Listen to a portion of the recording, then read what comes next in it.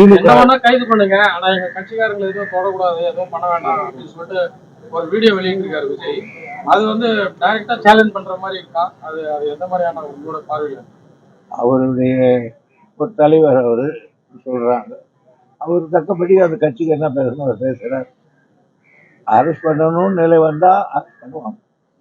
தேவையில்லைன்னா அனாவசியமா நாங்க யாரையும் அப்படி அரெஸ்ட் பண்றது செய்ய மாட்டோம்.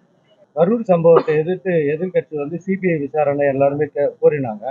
ஆனா நேற்று நீதிபதி ஒரு கண்டனம் தெரிவிச்சிருக்கிறாரு.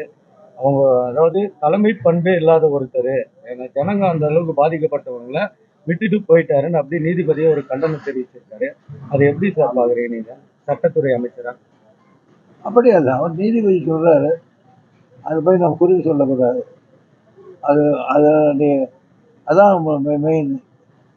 அவங்க மெயினாக என்ன சொன்னாலும் ஒன்றும் பண்ண முடியாது, கேட்டுக்க முடியாது. ஆனால் உண்மையை சொல்லியிருக்காங்க, அவ்வளோதான்.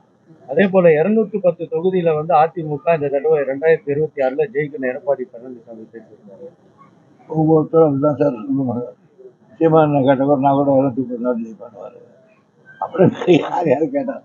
அதாவது அவங்க சொல்லிக்குவாங்க. பாரு நீங்கள் இப்போ பேசிக்கிட்டு இருப்பாங்க, நெருங்க எலெக்ஷன் வரும்போது எல்லாரும் வேகமாக சேர்த்து ஒரு சீட்டாக அரசியல் ஊட்டிக்கிறோம்.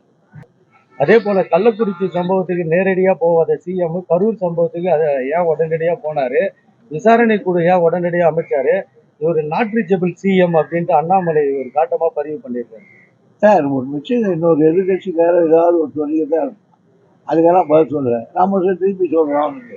அதாவது அதெல்லாம் பேசுகிறேன். ரெண்டாவது கேள்வியில் நீங்கள் என்ன பண்ணுங்க கேள்வி, அவர் இவர் ஏன் போகிறாருன்னா அன்றைக்கு சூழ்நிலை வேற இருந்தது, போயிட்டு போகிறேன்.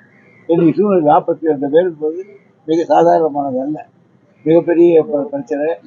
உலகமே இதை பற்றி இன்னைக்கு வண்டி பேசுகிறாங்க. எந்த பத்திரிக்கை பார்த்தாலும் அதுதான் இருக்குது, எந்த நியூஸை பார்த்தாலும் அதுதான் இருக்குது. ஆக இவ்வளோ பெரிய பிரளயத்துக்கு ஏற்பட்டது.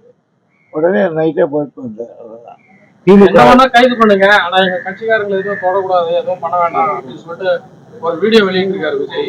அது வந்து டைரக்டா சேலஞ்ச் பண்ற மாதிரி இருக்கா? அது அது எந்த மாதிரியான உங்களோட பார்வையில?